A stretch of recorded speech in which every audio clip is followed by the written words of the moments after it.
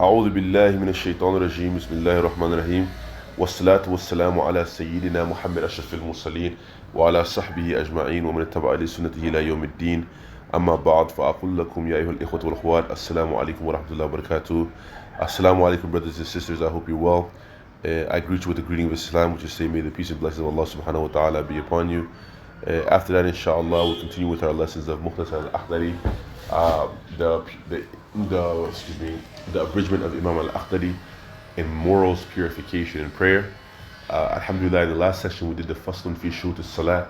We did the section on the conditions of the prayer, and we said the conditions of the prayer are of two types, two categories. You have the Shurut wujub, you have the conditions that relate to the Salat being obligatory upon a person, which this book doesn't get into, but namely they are being a Muslim, they are being of legal age, meaning either that you hit puberty or that you're 18 years old, of having a sound mind, that's 3, and the time of prayer has occurred. So the time of prayer has entered. And then what the book focuses on is the shurut al-siha, is the conditions that are related to the prayer being valid, such as, for example, having wudu, being in a state of tahara from hadath and khabath as well, that your body, your place of prayer and your clothes are all pure, that you face the qibla, and so forth, inshallah. Today, inshallah, he gets into the actual prayer itself, and then we'll do two elements of that, the fard of the prayer and the sunnahs of the prayer. So here, Bismillah ar-Rahman ar-Rahim, he says, Faslun fara'id as-salat. So this is the section on the obligations of the prayer, and then he'll get into the other ones as well when he gets into it. First and foremost, he says the first obligation of the prayer is niyatus salat al-mu'ayyana, is to have the intention for the prayer that you are praying right then and there. Is to have the prayer, the intention for the specific prayer that you're about to pray. You understand? As the Prophet says, "Innal a'mala binniyat," and indeed every action is by its intention. The intention is just the internal will to do something accompanied with the action itself being next to it. So you don't make an intention for a prayer 2 weeks from now or 2 hours from now. You make the intention when you're about to pray. And the intention isn't spoken. It doesn't have to be a long mental construct. Just by you knowing that right now is the time of Dhuhr, I'm about to give the prayer Salat al-Dhuhr, that's enough of an intention. You understand?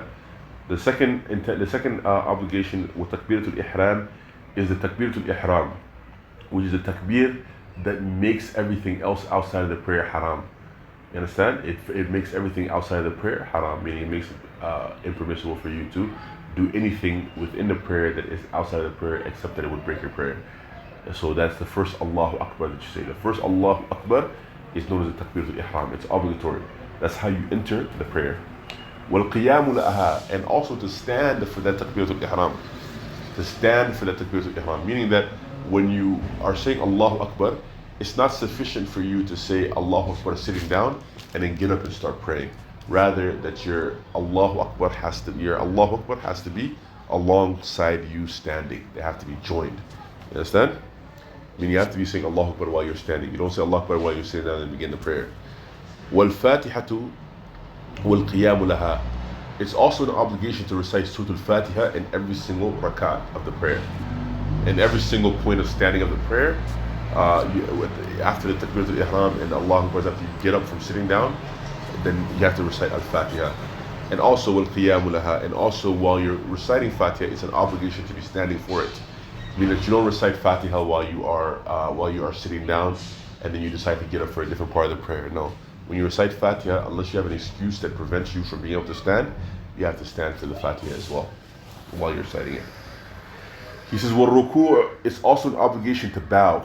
Meaning after the Fatiha, and if there's a surah after it, you would say Allahu Akbar and go into a bowing position. Bowing means that you bend your back, you put your hands on your knees, and you keep your back straight. And you keep your head at a straight position. You don't put it all the way in between your legs, and unless you have an excuse, you don't go up. You have a perfect balance. You will look like a 90-degree angle when you bow properly. You understand? وَالرَّفْعُ مِنْهُ, it's also an obligation to rise from the bowing position. Meaning that when you bow, the next step is not to go straight into a prostrating position. Prostrating meaning to put your head on the ground. Rather, it's to rise back up into a standing position. That's also an obligation. وَالسُّجُودُ عَلَى الْجَبْهَةِ, and also to prostrate on your forehead is also an obligation. You understand? وَالسُّجُودُ, the two prostrations that you perform on your forehead, that's also an obligation. And if to prostrate means to go down and you put your head on the ground for Allah subhanahu wa ta'ala. وَالرَّفْعُ مِنْهُ, and it's also wajib, it's also obligation to get up from that sujood. You understand? Meaning that you have to also get up from that sujood. Now, وَالْإِعْتِدَالِ, it's also an obligation in the prayer to have i'tidal, meaning which is to stand straight, to be straight, to be upright. Meaning that unless you have some type of excuse, you don't make yourself tilt left, right, like you're leaning all the way back, you're doing a lean with it, rock with it. No, you stand straight and in a natural manner. I'tidal is to stand straight and in a natural manner. You have some people, they misunderstand their principle. They say, brother, you're supposed to stand shoulder to shoulder and feet to feet. What that hadith refers to is that you stand in line next to one another. It doesn't mean you attach your feet to him, because if you attach your feet to someone by spreading your legs unnaturally, then what happens is that you won't be able to touch your shoulders. You understand? And if you touch your shoulders, you won't be able to bend. So what the hadith is referring to is to stand naturally next to each other. And in the process of standing naturally, you do what's known as i'tidal. You don't over-exaggerate your movement. So you don't pray with your legs all the way out and just in a triangle. You understand? You don't pray with your arms all the way out in a triangle. You look like a giant M. No, you pray in a natural, straight position, like you're standing, like you're a healthy person standing when you're standing. That's an obligation of the prayer as well. وَالطُّمَانِيَّةِ, it's also an obligation of the prayer to have a tumaniyya, which is tranquility and sakina. That when you're praying, you don't fidget all over the place. You don't get up and you in the middle of your Fatiha and do a jumping jack and say, I'm so excited for Allah subhanahu wa ta'ala, I'm doing a jumping jack. You will invalidate your prayer. The prayer is a serene performance. It's a serene act, so you have to maintain serenity while you're doing it.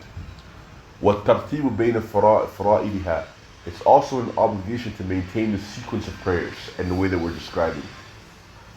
You understand that the way the Prophet ﷺ maintained the sequence of the obligations of prayers is also an obligation upon you. Meaning that you don't perform the ruku' and then say, then I'm going to do you don't perform the bowing and then say, then I'm going to do the Fatiha. Or I'm going to do the Fatiha and then I'm going to skip the bowing and then I'm going to go to doing the how do you call it? The prostration. If you do that intentionally, you've broken your prayer. If you do it unintentionally, there's a way to rectify your prayer that you will learn later on in the book, inshallah. Now, he says, وَالسَّلَامُ, it's also an obligation to say assalamu alaikum to your right hand when you are ending your prayer. And it's when you say it, it's assalamu alaikum. Assalamu alaikum. You understand? It's not assalamu alaikum, it's assalamu alaikum. وَجُلُوسُهُ الَّذِينَ يُقَارِنُهُ, and it's also an obligation to be sitting while saying the assalamu alaikum. That sitting that accompanies the assalamu alaikum for that brief period of time is also an obligation. So you don't say the tashahhud, for example, tahiyatullah, and then you decide to start getting up and you say assalamu alaikum. Then no, you have to be sitting and you say assalamu alaikum, and that ends your prayer. The first assalamu alaikum is what ends your prayer. The other two are sunnahs. You understand?